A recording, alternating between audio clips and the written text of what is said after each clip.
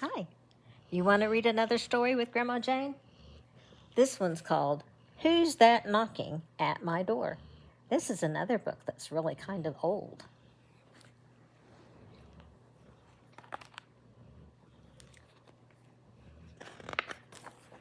Who's That Knocking at My Door? By Tildy Michaels with illustrations by Reinhard Michael. A strange thing happened one dark night while snow fell deep and soft and white.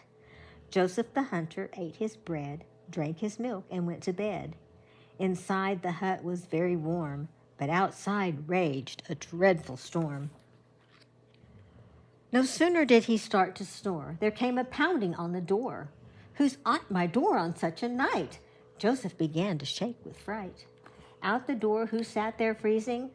A little hare who kept on sneezing. With chattering teeth and frozen tail, the hare was frightened by the gale. He sobbed, I really hate the snow. Let me come in, I'm freezing so. So Joseph the hunter said, Step in, don't wait. And though it's really sort of late, I'll nurse the fire with some wood.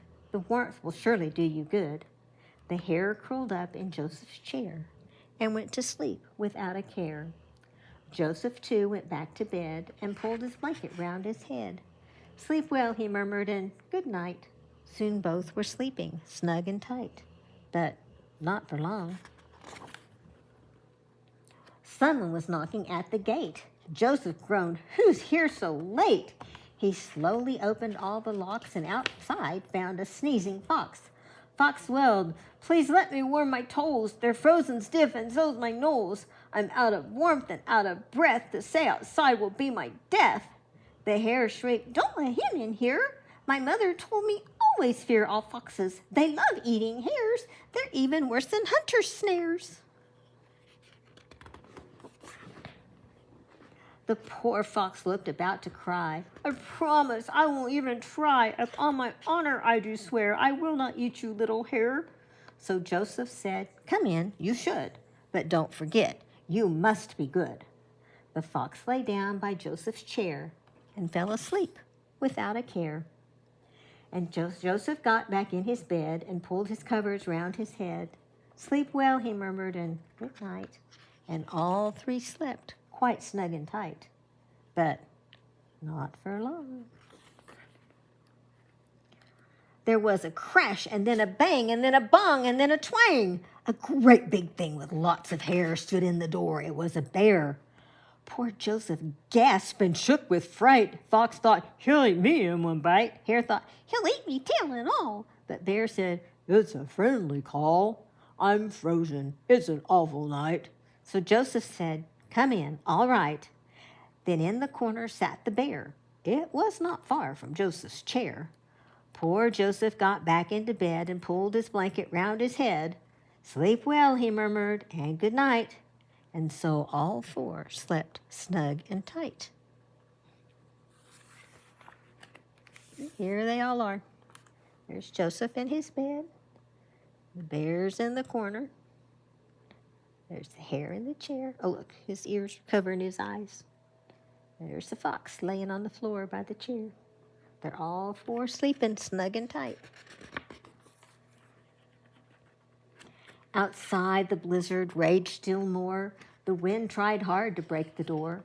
Inside the hut, bear, fox, and hare slept all night through without a care. But in the morning, Hare was quaking. He could not keep his paws from shaking. Don't trust a fox, Mom always said. I think I'd better leave my bed. I'll find a cozy place outside, and from this hungry fox I'll hide. Fox woke up and rubbed his eyes. He took one look at that bear's size.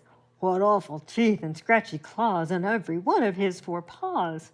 Fox said, I think I'd best beware of this enormous hairy bear. And quickly, while the bear still slept, into the ice and snow he crept.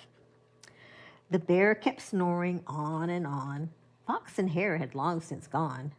Bear's fur and ears felt warm and dry. Then slowly Bear opened one eye and saw right on the wall a gun. I think it's time for me to run. I'm in a hunter's hut, it seems. I better leave while he still dreams. On tippy toes, Bear crossed the floor. He sneaked outside and shut the door. When Joseph woke and checked the room, he suddenly was filled with gloom. There was no sign of Little Hare or Bushy Fox or Hairy Bear.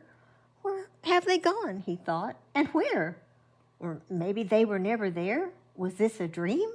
I'll look outside. He saw their footprints far and wide. I guess they were here after all. Who would believe a tale so tall? A fox, a bear, and hare and me just spent the night in harmony. And though this tale is strange, you see, it's also nice. Don't you agree? There's all their footprints. See, there's the bear. Here comes the fox. Here comes the hare. I guess this goes this way because there's his back feet. So boom, boom, boom, boom. The end.